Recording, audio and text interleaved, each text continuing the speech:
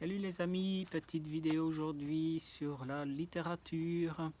Une fois de plus, je vous présente un livre. J'en avais déjà parlé lors d'une précédente vidéo. Ici, je fais un petit clin d'œil juste sur le livre uniquement. Donc, je ne vous présente pas d'autres ouvrages que uniquement celui-ci. Alors, donc je vous présente le livre de Judith Tedesco, L'essence cachée des minéraux, leur vrai pouvoir. Alors pourquoi je vous présente ce livre? Parce que on connaît tous plein de livres de litho, ça parle que de litho, des vertus, etc.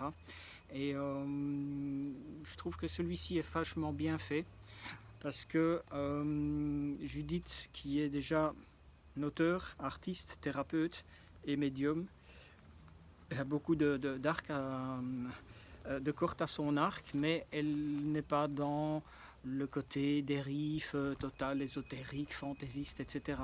J'aime beaucoup son approche et son ouvrage, franchement, il est bien fait parce qu'il n'y a rien d'excessif, il n'y a rien d'exagéré et on parle de tous les sujets.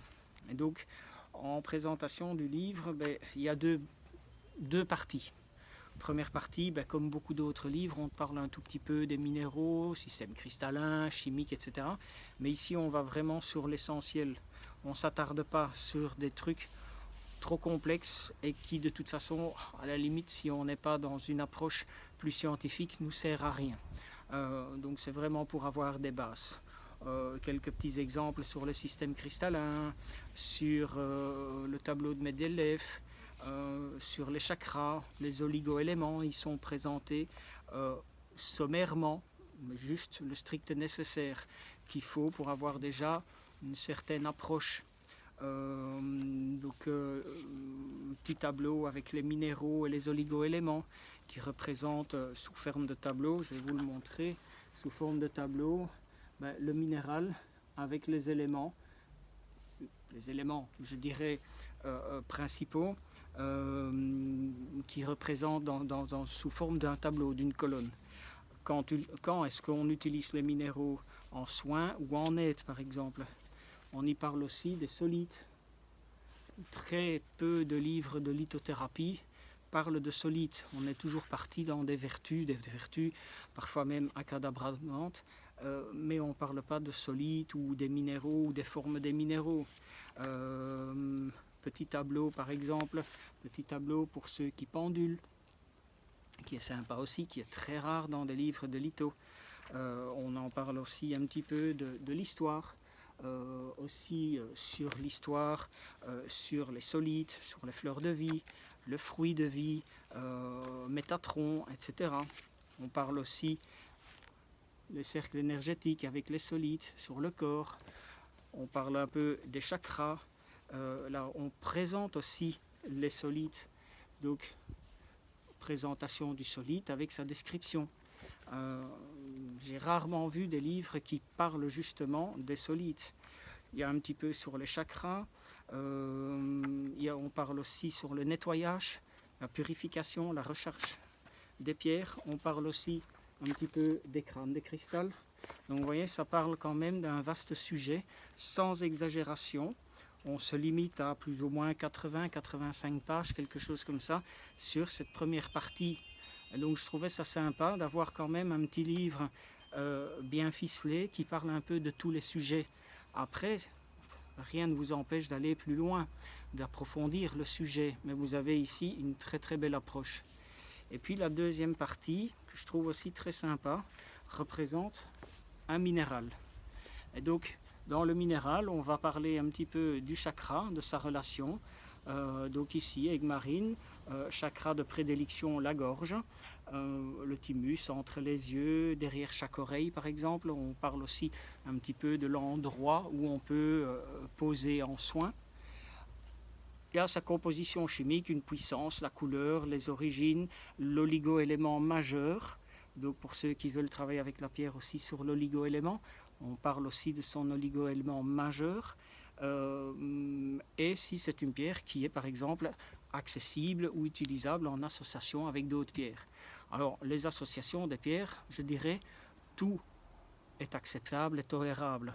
Seulement, on ne va pas en soin pour calmer quelqu'un, utiliser des pierres excitantes, stimulants. Donc les associations, quand on dit oui, on peut ou non, on ne peut pas, c'est principalement pour qu'il n'y ait pas de conflit. Si on travaille en chroma, on ne va pas faire des conflits de couleurs. Si on travaille en oligo-éléments, on ne va pas faire des conflits d'oligo-éléments. Quand on a besoin de sodium, par exemple, de travailler sur le sodium, le taux de sel, de sodium dans notre corps, on ne va pas l'associer avec des pierres qui vont, par exemple, être négatives par rapport à ça ou qui vont empêcher que ce sodium puisse faire un effet sur nous. C'est uniquement là. Et donc, si on peut travailler en association, oui ou non, donc je trouve que c'est sympa.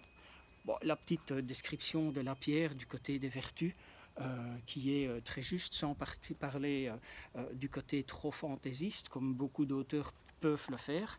Et alors ce qui est sympa, c'est qu'on a un petit tableau pour les efficacités, donc c'est représenté par des petites croix au niveau de leur efficacité sur le plan physique, psychique, spirituel, et puis aussi comment les utiliser. Ce que je trouve aussi très sympa, par exemple en pratique comment l'utiliser pendant 20 minutes, généralement sur la gorge, sur le thymus pour réveiller l'immunité, derrière les deux oreilles, entre les deux yeux, glande lacrymale par exemple. Et donc je trouvais ça sympa qu'on puisse détailler sur n'importe quelle pierre, ici en l'occurrence l'améthyste, voilà, une petite colonne de comment l'utiliser. Et ça c'est sympa aussi parce que je vois très rarement des livres qui expliquent ce côté comment utiliser, chose que je vois tous les jours sur le site Bonjour, quelle pierre pour dormir, on vous sort 25 pierres mais personne ne vous donne le mot d'emploi.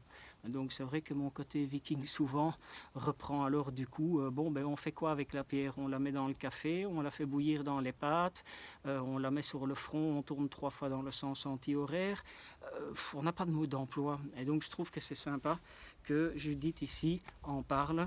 Naturellement ça reste sommaire parce que chaque chose est différente et je pense que Judith le sait très bien et que du coup elle ne s'attarde pas non plus sur toutes les possibilités. À vous aussi d'un petit peu voir, de tester et d'approfondir votre connaissance.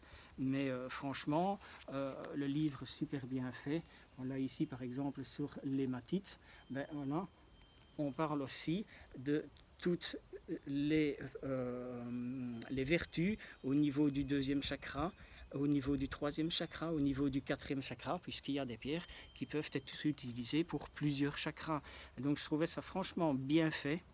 À la fin du livre, il y a aussi tout un petit tableau qui reprend donc des pathologies ou autres, par exemple comme moi pour l'instant mes cordes vocales, je pourrais travailler avec une Célestine et qui a 3 petites croix d'efficacité.